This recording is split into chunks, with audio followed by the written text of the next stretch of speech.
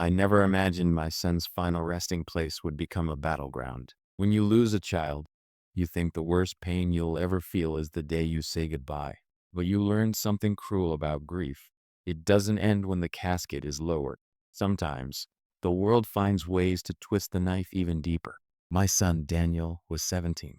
Bright, kind, the sort of kid who held doors open for strangers and laughed so loud it filled a room. A car accident took him from us one rainy evening, the kind of senseless, fast tragedy that steals the breath from your chest before your brain can even catch up. We buried him on a small hill near the lake, under an old oak tree where he used to fish as a boy. That spot was peace. It was where I went to talk to him, to cry, to remember who I used to be before life shattered. The cemetery bordered our neighborhood, the same one run by the infamous Maple Grove HOA. You know the type. The kind that writes citations for grass being an inch too tall or for leaving your trash bins out for 20 minutes too long.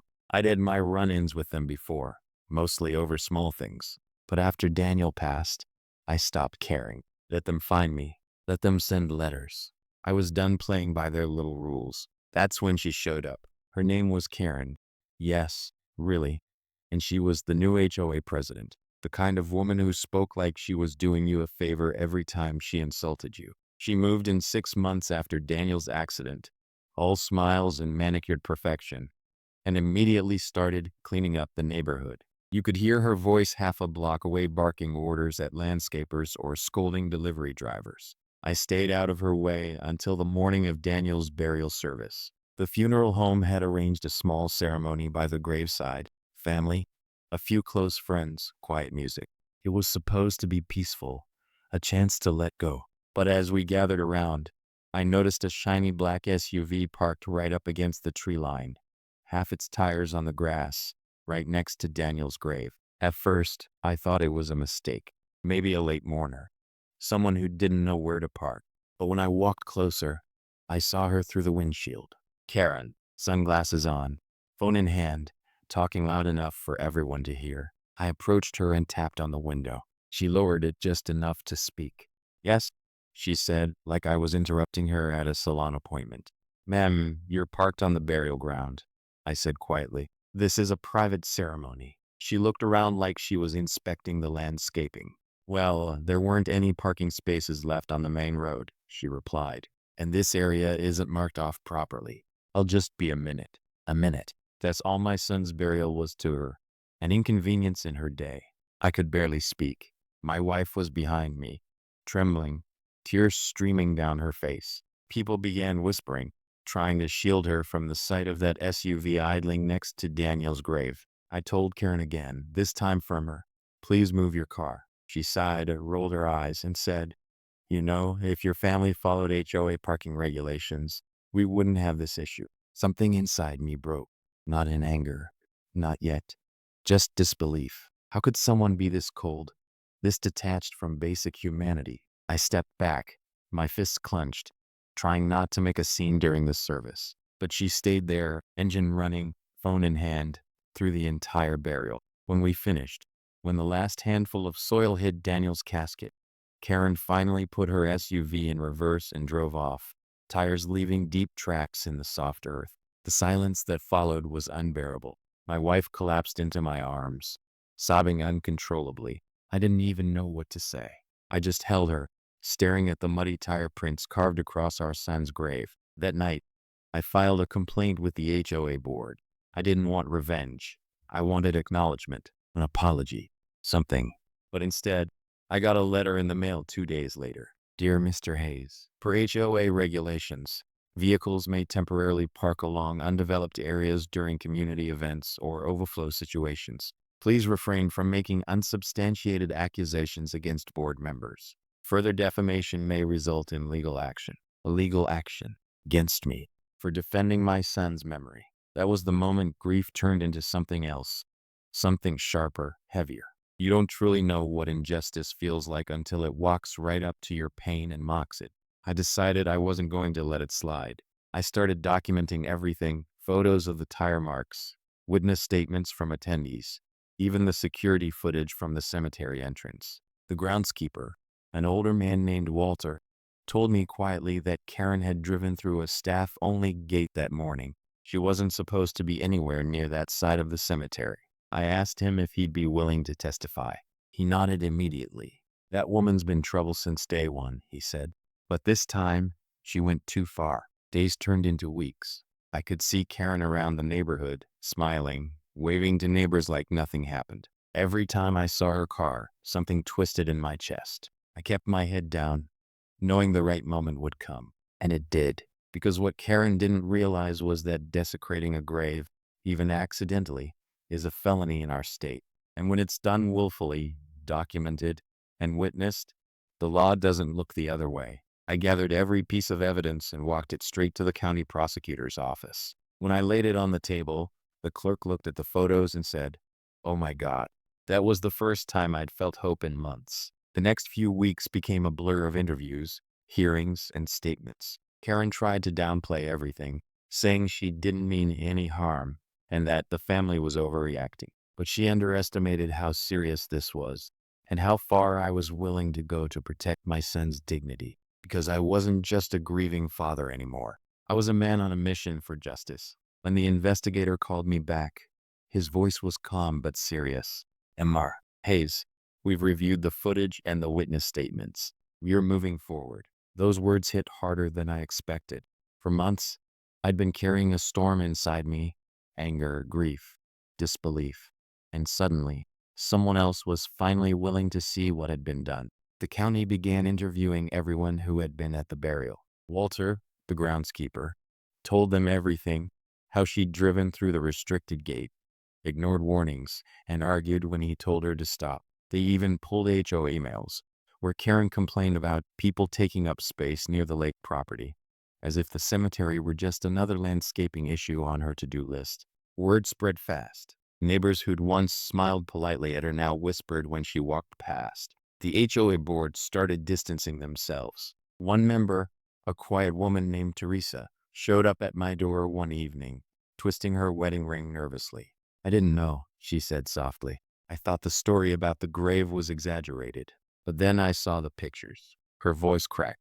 "I have kids too." She handed me a folder, meeting notes, internal emails, showing that Karen had dismissed every attempt by the board to apologize or make things right. Instead, she'd threatened to fine anyone who spoke about the incident publicly. It wasn't just cruelty anymore. It was control. The county called a preliminary hearing, not to punish, but to determine the facts. The day I walked into that building, I felt like I was carrying Daniel with me, not as grief, but as strength. The hallway smelled of paper and coffee, same as every government office, but my heart was beating so loud it drowned everything else out. Karen was already there when I arrived, sitting beside her lawyer, tapping her pen against the table like she owned the place. She didn't look at me, didn't look at my wife either. When the clerk asked us to stand, she smirked slightly, like this was all beneath her. Then the footage played. The security camera showed her SUV rolling through the service gate, tires cutting across the damp soil, stopping right beside the tent where the casket waited. The image froze, a perfect snapshot of indifference. No one spoke. Even her lawyer shifted uncomfortably. The county officer cleared his throat. "Ms. Coleman, do you have anything to say about this?" Karen adjusted her glasses. It was raining. I didn't want to get my shoes muddy. The room went still. My wife let out a small sound. Not a cry, more like disbelief breaking through composure. I put my arm around her, keeping her grounded. I wanted to shout, to demand how anyone could justify something so heartless. But the officer spoke first. "Ma'am, the family was conducting a funeral at that time. Did you ask permission to enter that area?" "I didn't need permission," she said. "It's community property."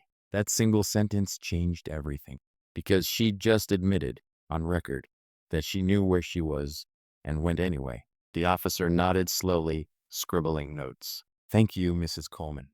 That'll be all." When it ended, she stood quickly, grabbing her purse like she couldn't wait to leave. But outside in the hallway, reporters had already gathered. Someone had leaked the footage, and now cameras flashed as she tried to push past. For the first time, I saw something new in her face, not arrogance, fear. Over the next few weeks, the HOA board met 3 times. By the last meeting, They voted to remove her as president. The notice went out quietly, almost embarrassed. She packed up and left the neighborhood a few days later, her perfect lawn already starting to grow wild. But justice isn't about seeing someone fall. It's about restoring what they tried to take. The county issued a formal citation for trespassing and property damage. They couldn't undo what she'd done, but they could acknowledge it publicly. When the letter arrived, stamped and signed, I read it twice, then folded it carefully and placed it beside Daniel's photo on the mantel. I didn't feel triumphant. I felt something better, peace creeping back into a place that had been empty for too long. A few months later, the HOA held a community memorial by the lake, not for Karen, but for every family who'd ever been disrespected, overlooked, or silenced. Neighbors I barely knew came to shake my hand, some with tears in their eyes. One man whispered, "Thank you for not letting her get away with it." That night, I went to Daniel's grave. The grass had grown back, soft and green. The tracks were gone. The earth settled again like it was never disturbed. I placed my hand on the stone and said quietly, "It's over, kiddo. We did it." The wind moved through the oak branches, and for the first time since that awful day, I swear I could almost hear him laugh again. That bright, echoing sound I'd been missing for so long. Months passed, and the neighborhood began to feel different, lighter somehow, like the air itself had been cleansed of something heavy. People smiled again when they saw us. Kids played near the lake without their parents glancing nervously toward the old HOA office. Even the trees seemed to stand taller, as if they, too, had been holding their breath all that time. But for me, closure didn't come all at once. Grief is strange that way. It doesn't vanish after justice. It just changes shape. Some mornings I'd still wake up expecting to hear Daniel's footsteps down the hall, or his laughter echoing from the porch. Then I'd remember. One evening, I saw Teresa again, the board member who'd helped expose Karen's actions. She brought a new plaque the HOA had approved, a simple bronze plate that read, "In memory of Daniel Hayes, may this place always be treated with respect." They wanted to install it near the old oak, right where he used to sit with his fishing pole, pretending to catch monsters from the lake. When they unveiled it, I didn't speak. I just stood there, hand resting on the cool metal, and let the silence say everything. The community kept that promise. They set up guidelines, not just for maintenance or aesthetics, but for compassion, real, human understanding. No one could build, pave, or plan without considering who it might affect. The HOA that once ruled with fines and threats now organized food drives, helped seniors fix their roofs, and planted trees for families who'd lost someone. Karen was never seen again in our town. Rumor was she sold her house at a loss and moved to another state. I didn't care to know where. Sometimes, people think karma means watching someone suffer, but for me, it meant watching goodness return where cruelty once lived. On Daniel's birthday, I visited his grave with a single candle. The grass was trimmed, flowers blooming along the path. I sat there quietly and told him everything about the memorial, the plaque, the changes, and how his story made others kinder. And as the candlelight flickered against the stone, I realized something I hadn't before. We hadn't just won against Karen. We'd reclaimed what she tried to destroy. The idea that even in loss, humanity can still rise, neighbors can still care, and love can still grow back from the hardest soil. When I stood to leave, the wind came again, soft, steady, moving through the oaks. For a moment, I closed my eyes, listening. And in that whispering breeze, I didn't hear sorrow anymore.